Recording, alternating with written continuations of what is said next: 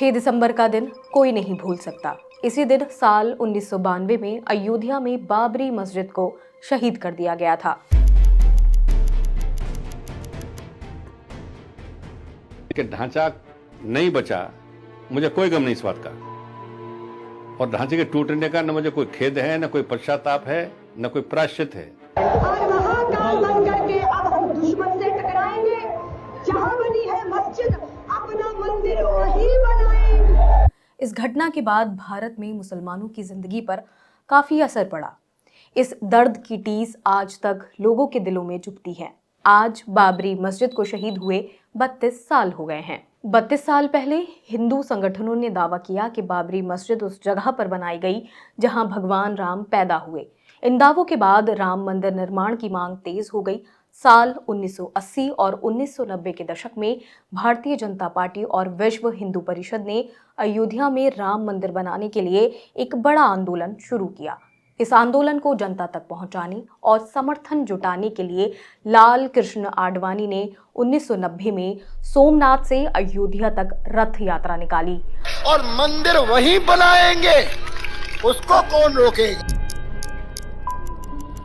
आरोप है कि इस यात्रा के जरिए नफरत का वह बीज बोया जा रहा था कि जिसका कड़वा फल आज तक मिलता आ रहा है। ये यात्रा 25 सितंबर 1990 को शुरू हुई। इसे अयोध्या में खत्म होना था। इस यात्रा को शुरू करने के पीछे पूरा एक मकसद था। राम जन्मभूमि आंदोलन के लिए समर्थन जुटाया जा सके, सभी हिंदुओं को एक साथ लाया जा सके, बीजेपी को राजनीतिक आधार पर मजबूत किया जा सके। जब ये रथ यात्रा शुरू हुई तो इसका ऐसा फायदा हुआ भी। जब रथ यात्रा बिहार पहुंची तो तत्कालीन मुख्यमंत्री लालू प्रसाद यादव ने आडवाणी को समस्तीपुर में गिरफ्तार कर लिया, जिसके बाद यह आंदोलन और ज्यादा उग्र हो गया। इसका नतीजा ये हुआ, इस रथ यात्रा ने देश भर में राम मंदिर आंदोलन को नई ऊंचाई पर पहुंचा दिया। हालांकि यह आंदोलन बाबरी मस्जिद के विरोध के रूप में एक बड़े डिस्प्यूट एंड कम्युनल टेंशन में बदल गया। फिर आता है वो दिन जिस दिन हुआ बाबरी मस्जिद का विध्वंस, यानी 6 दिसंबर 1992। इस दिन अयोध्या में बड़ी संख्या में कार सेवक जुटे। ये आंदोलन उग्र हो गया और भीड़ ने बाबरी मस्जिद को तोड़ना शुरू कर दिया। लोहे की छड़ों, कुदाल और हाथों से मस्जिद के गुंबदों को, दीवारों को तोड़ा गया। पुलिस और प्रशासन पर आरोप है कि वो वहां खड़े सिर्फ तमाशा देखते रहे। What followed was a massive and sudden movement into the masjid, and I could see the car sevaks make their way straight to the top with no resistance at all from the security forces. कुछ घंटों में बाबरी मस्जिद पूरी तरीके से ढहा दी गई। ये सब हजारों लोगों की मौजूदगी और टीवी चैनलों के लाइव टेलीकास्ट के बीच हुआ। उस पूरे विध्वंस के बाद देश भर में दंगे हुए, बहुत सारे लोग मारे गए और हजारों घर उजड़ गए। सालों साल कोर्ट कचहरी में चक्कर लगते रहे।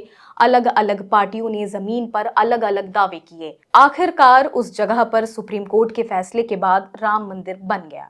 अगस्त 2020 को भूमि पूजन किया गया। साल 2024 में गर्भगृह बनकर तैयार हुआ।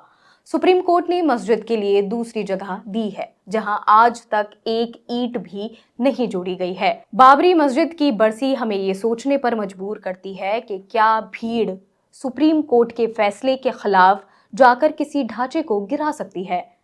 भारत के अल्पसंख्यक, खासकर मुसलमान और उनके धार्मिक स्थल पुलिस की मौजूदगी में कितने सुरक्षित हैं।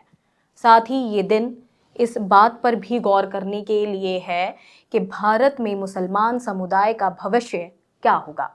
सोचिएगा जरूर, क्योंकि आपका सोचना बहुत जरूरी है। इसी सवाल को मैं आपके साथ छोड़कर जा रही हूं। बाकी और खबरों के लिए देखते रहिए ऑब्जर्वर पोस्ट।